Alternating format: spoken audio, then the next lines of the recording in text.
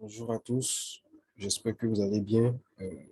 Cette vidéo intitulée Introduction à l'économétrie des séries temporelles sera présentée par Robin Yves Roland. C'est l'une des vidéos de AMD Lab et pour vous introduire sur l'économétrie des données du panel. Donc, qu'est-ce que nous allons voir dans cette vidéo? D'abord, nous avons le plan.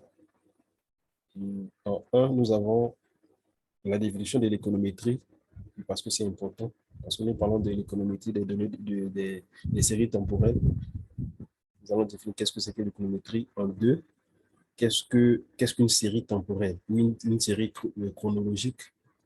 En 3, différence entre l'économétrie traditionnelle, c'est-à-dire l'économétrie que nous définirons à la section 1 et l'économétrie des séries temporelles.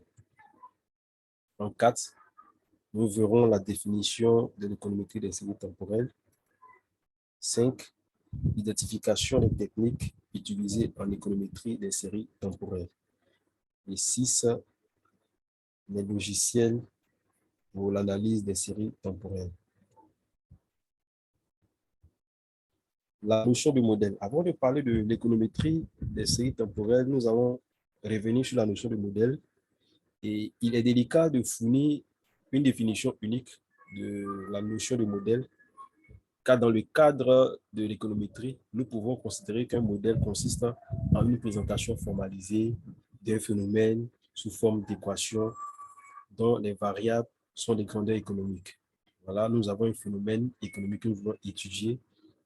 Nous construisons des modèles et c'est à partir de ces modèles que nous pourrons bien mesurer, capter les différents résultats de cette étude.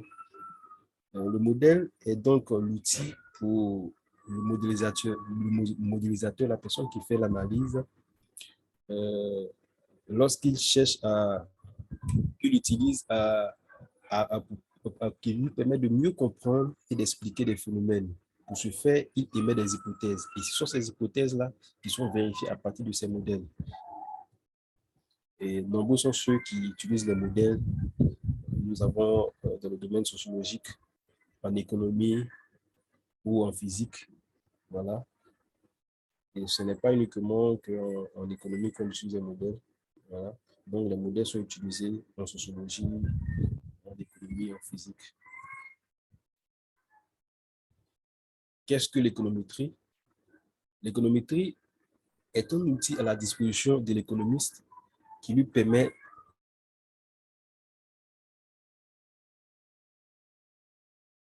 d'infirmer ou de confirmer une théorie.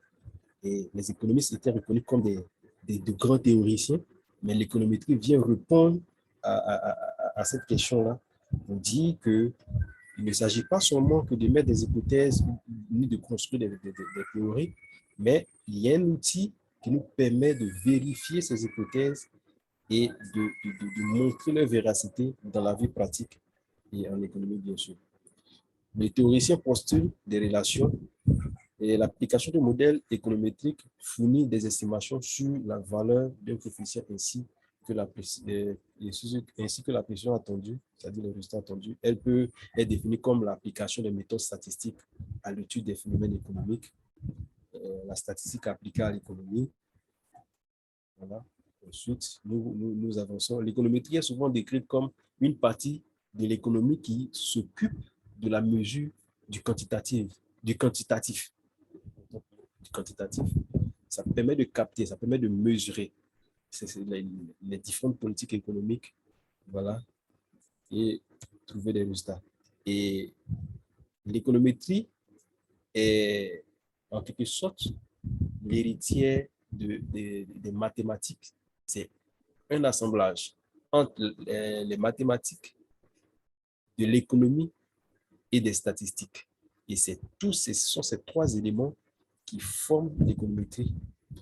Elle se fonde sur des modèles économiques qu'elle vient confronter à un ensemble de données observées. Ça peut être des données de panel, des séries temporelles, etc. Voilà. Et ces théories économiques sont vérifiées par des modèles mathématiques qui est appliquée à l'économie et la statistique avec les données qui vient vraiment confirmer ces hypothèses-là. Comme tout domaine, l'économétrie se fonde sur trois piliers, à savoir la théorie économique, la théorie, le soubassement, le pilier, et ensuite les données recueillies de cette théorie et les méthodes permettant de vérifier ces différentes théories à partir des données. Et en un, nous avons le premier pilier qui est la théorie économique. Étant donné sa nature, l'économétrie est infiniment liée à la théorie économique qui nous fournit des modèles et théories qu'elle teste. L'économétrie ne peut pas exister sans la théorie économique. Il n'y a pas de théorie économique sans économétrie. Sans la théorie économique, on ne parle pas d'économétrie. Et aujourd'hui encore, malgré l'émancipation de l'économétrie, depuis le fameux article de 1980 l'on peut trancher en faveur du mariage théorie économique et économétrie. Il y a un lien qui les lie. En deux, nous avons les données. Le deuxième pilier, nous avons les données. Pour tester les théories, l'économétrie utilise des données observées, les informations fournies par un échantillon. L'économétrie a principalement recours à trois types et deux formats de données. Trois types de données, à savoir les données chronologiques. On parle également des séries chronologiques ou séries temporelles, dont nous allons en parler dans cette présentation. Notez IST, ce sont des données indicées par le temps. Par exemple, le PIB de la Côte d'Ivoire de l'an 2000 à 2010. Les données en coupe longitudinale ou transversale. On parle aussi des coupes instantanées, notées ISI. Et ces données font référence aux données observées au même moment pour des individus différents. Par exemple, le PIB en 2009 de tous les pays de l'Afrique de l'Ouest. Ça peut être la zone UEMOA ou la CEDEAO. Voilà. Et enfin, nous avons les données du panel. On parle aussi des données croisées notées ISIT. Ces données font référence à la combinaison des deux premiers types, c'est-à-dire quoi?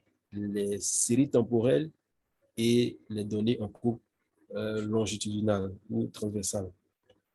Exemple, nous avons le PIB de 2000 à 2010 de tous les pays de l'Afrique de l'Ouest. Voilà, individuellement, ils sont indicés dans le temps. Ce sont les données de panel.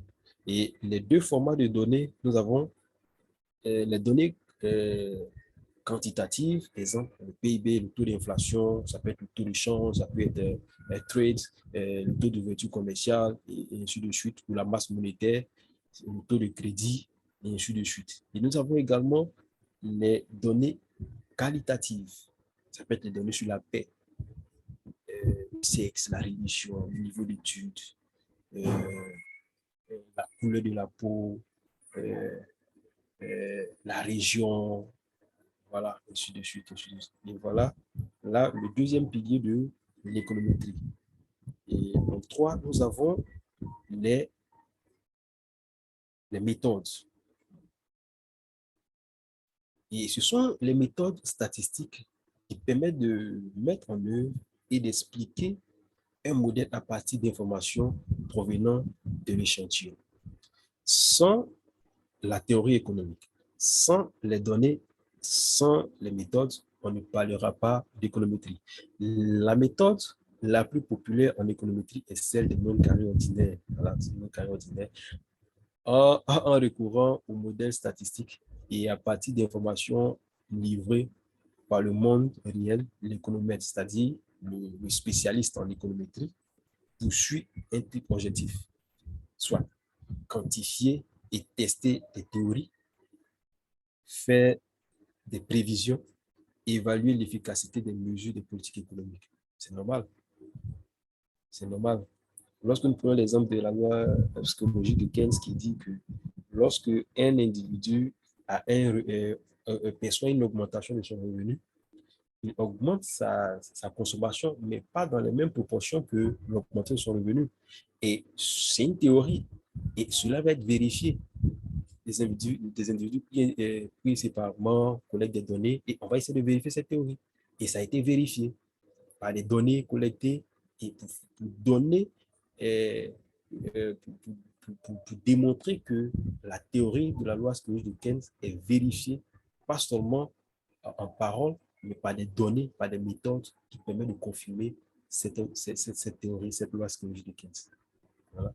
Et faire des prévisions, des analyses, prévoir le PIB sur 5 ans, sur 10 ans, faire des prévisions, que ce soit le prix des ventes, des matières premières, faire des prévisions. Et l'économétrie permet de faire beaucoup de choses et évaluer l'efficacité des mesures de politique économique, des chocs, avec des modèles vectoriels, les effets de causalité, essayer de voir est-ce que cette politique, cette variable entraîne l'autre, ou est-ce que le PIB, l'augmentation du PIB est causée par l'augmentation du taux de crédit, ou est-ce que c'est l'inverse, ou c'est dans un sens. Voilà. Donc, ça permet de faire beaucoup de choses, l'économétrie. Donc, l'économétrie n'a donc pas pour objectif d'énoncer la théorie, mais de la vérifier. Retenons bien ceci, l'économétrie n'a donc pas pour objet d'énoncer des théories, mais l'économétrie cherche à vérifier ces théories à partir des données et des méthodes. Nous poursuivons. Qu'est-ce qu'une série temporelle? OK. Une série chronologique, appelée aussi chronique ou série temporelle, est définie comme une suite d'observations istées, avec T allant de 1, avec petit t allant de 1 à grand T, c'est-à-dire quoi, de la période 1 jusqu'à la dernière période, d'un même phénomène échelonné régulièrement dans le temps. Maintenant, la différence entre l'économétrie traditionnelle et l'économétrie des séries temporelles. Contrairement à l'économétrie traditionnelle, le but de l'économétrie des séries temporelles, notez ici EST, n'est pas de relier des variables entre elles, ce n'est pas la finalité, mais de s'intéresser à la dynamique d'une variable dans le temps pour découvrir certaines régularités afin de pouvoir extrapoler ou d'établir des prévisions sous réserve des hypothèses qu'on puisse relier une observation ou celle qui l'ont précédé. Voilà. Ça permet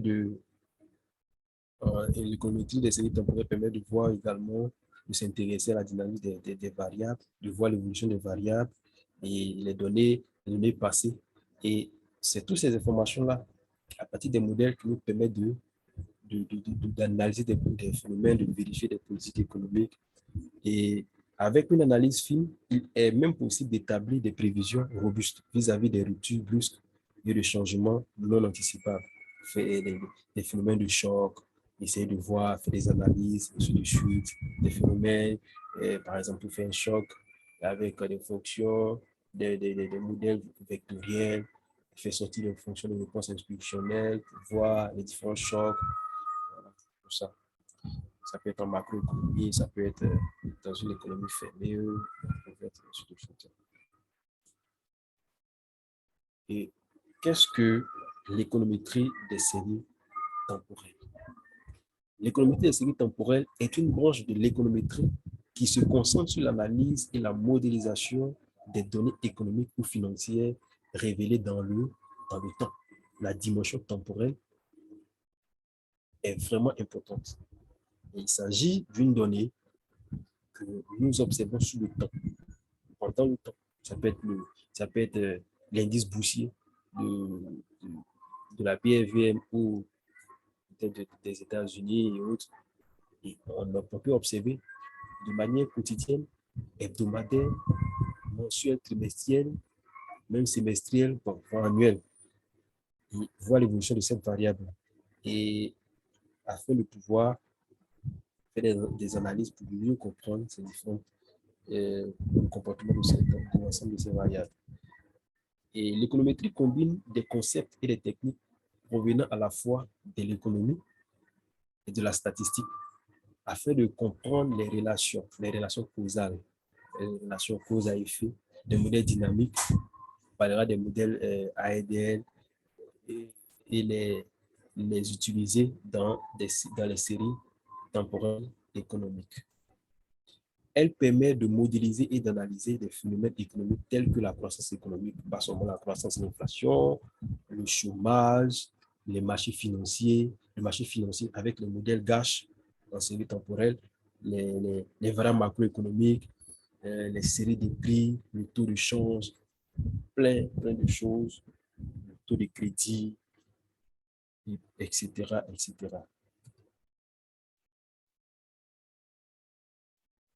5. Identification des techniques utilisées en économétrie des séries temporaires. Nous avons défini l'économétrie au début. L'économétrie se base sur la théorie économique, sur des données et des méthodes. Pareil en série temporelle, pareil en données de panel, pareil en données en coupe longitudinale. Et les différents modèles utilisés en série temporelle sont: l'économétrie des séries temporelles vise à identifier les modèles sous-jacents à étudier les relations de causalité, à tester des hypothèses économiques. C'est important. C'est l'économétrie des séries temporelles, l'économétrie, la dimension économique. Les techniques couramment utilisées en économétrie des séries temporelles, nous avons le modèle autorégressif, modèle AR et modèle à moyenne mobile. Ce sont les premiers types de modèles. Ces modèles permettent de capter les tendances, les motifs saisonniers et les dépendances temporelles des données. Dans les données. Les dépendances temporelles dans les données. Voilà. La tendance, l'évolution, tout ça. Ensuite, nous avons une combinaison entre les modèles AR et MA, je reviens, MA, moyenne mobile, autorégressif, ce qui donne modèle ARMA, autorégressif à moyenne mobile. Ces modèles combinent les composantes autorégressives et à moyenne mobile pour modéliser des séries temporelles plus complexes. Ensuite, nous avons les modèles H, hétéroscédasticité conditionnelle autorégressive, et GASH, hétéroscédasticité conditionnelle autorégressive généralisée. Ces modèles sont le plus utilisés pour modéliser l'hétéroscédasticité dans les séries temporelles financières, sur les marchés financiers où nous avons assez de données. Des données en une minute, nous pouvons avoir plusieurs types de données. Voilà, à chaque instant, nous pouvons avoir des données, l'évolution du marché financier, comment ça. Et ce sont ces genres de modèles qui permettent de modéliser les données financières, qui captent de nombreuses informations. Ensuite, nous avons les modèles de régression à retard. Ces modèles intégrés de variables pondérées pour tenir compte des effets pondérés dans les séries temporelles. À régression avec retard. Nous avons le modèle de cointégration. Le modèle de cointégration permet de vérifier la relation de long terme. Ces modèles permettent d'étudier la relation de long terme entre les séries temporelles et de mesurer les ajustements à court terme. La relation entre la variable dépendante et les variables indépendantes à court terme et à long terme. Nous pouvons étudier par exemple un phénomène, l'impact du crédit sur la croissance économique. On peut faire l'étude et à court terme, cela peut paraître non significatif, et à long terme, cela peut paraître, peut donner des résultats significatifs. Cela peut dire que l'impact du taux de crédit sur la croissance économique n'est pas significatif à court terme, mais dans le moyen et long terme, ça peut être significatif avec des politiques économiques adéquates, des réformes, et cela pourrait être possible.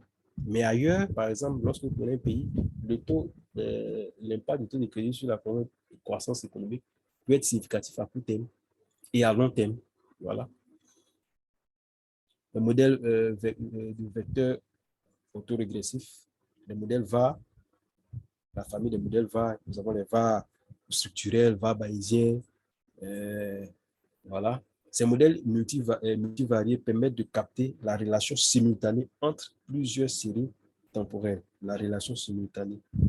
L'économétrie des séries temporelles utilise également des méthodes, des tests statistiques, d'estimation des paramètres, de prévision, d'identification, des ruptures structurelles et de validation des modèles. Il y a plusieurs modèles en série temporelle.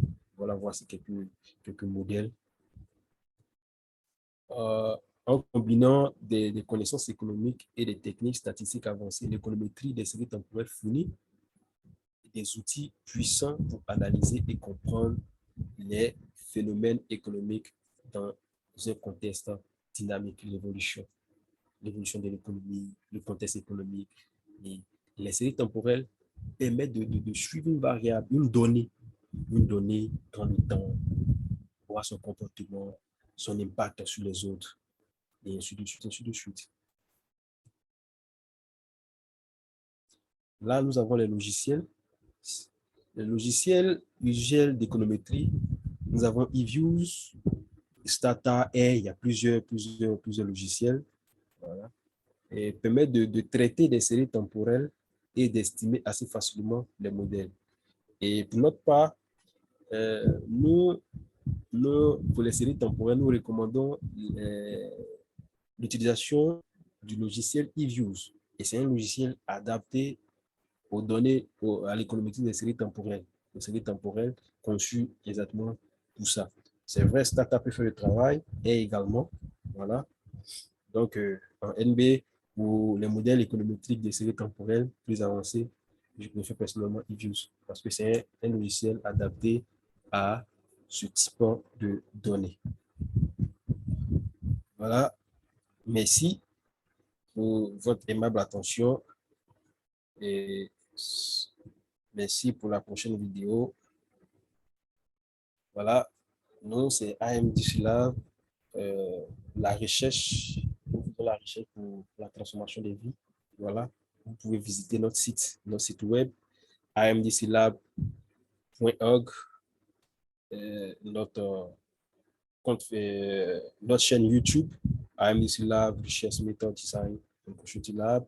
Nous avons également un compte LinkedIn. Vous pouvez également visiter. Et pour des suggestions et des questions, voilà, vous pouvez nous laisser des mails à partir de l'adresse ci-dessous consulting@amdclab.org. Merci et à bientôt.